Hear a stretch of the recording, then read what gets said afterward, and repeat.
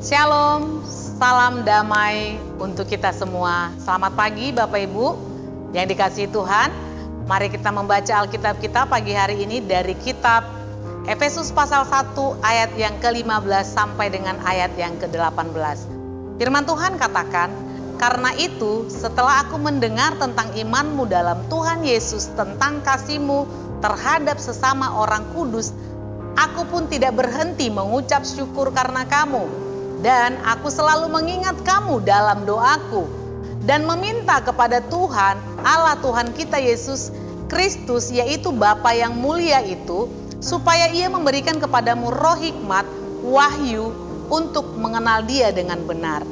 Dan supaya Ia menjadikan mata hatimu terang, agar kamu mengerti pengharapan apakah yang terkandung dalam panggilannya, betapa kayanya kemuliaan bagian yang ditentukannya bagi orang-orang kudus."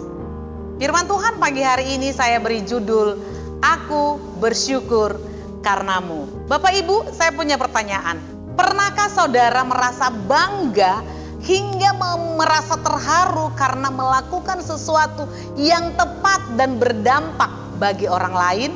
Hal ini dialami oleh Paulus, bahwa ia ketika melayani jemaat di Efesus, dalam Alkitab mencatat bahwa jemaat Efesus menunjukkan iman dan kasih kepada sesama. Jadi disimpulkan jemaat Efesus memiliki ciri-ciri jemaat yang setia, semangat penginjilan, tidak terpengaruh oleh keadaan sekitar yaitu penyembahan berhala, punya integritas, memiliki banyak karunia. Wow, luar biasa sekali.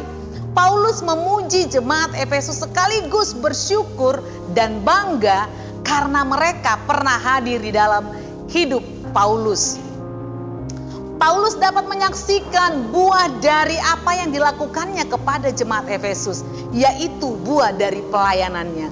Sehingga Paulus dapat dengan bangga di dalam hatinya yang diwujudkan dengan ucapan syukur kepada Allah karena diberi kesempatan menyaksikan kasih karunia Allah kepada jemaat di Efesus.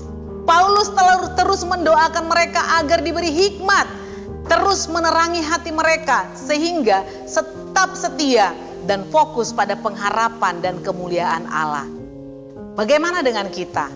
Apakah kita memiliki suatu kebanggaan karena melihat orang yang dengan sengaja kita layani terus menjaga imannya, bahkan bertumbuh dan berbuah karena kita pernah melakukan satu perbuatan yang dengan sengaja kita lakukan untuk membimbing iman mereka. Bahkan mereka menunjukkan buah-buah dari imannya. Betapa bahagianya dan sukacitanya ketika kita menyaksikan hal yang demikian.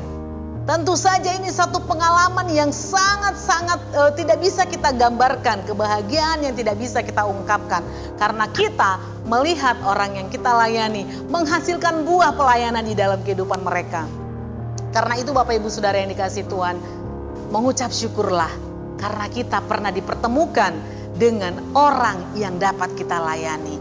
Mungkin sulit, mungkin berat, tetapi kita bersyukur karena mereka juga yang membuat kita kuat di dalam melayani Tuhan, yang terus memberikan kepada kita semangat, dorongan untuk terus melayani Tuhan.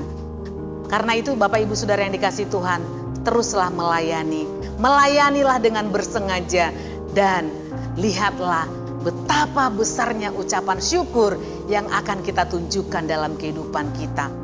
Cepat atau lambat, buah pelayanan kita akan mengharukan kita. Ketika itu terjadi, bersyukurlah kepada Tuhan karena kita telah mengambil kesempatan dengan kesadaran untuk melayani. Mari kita berdoa.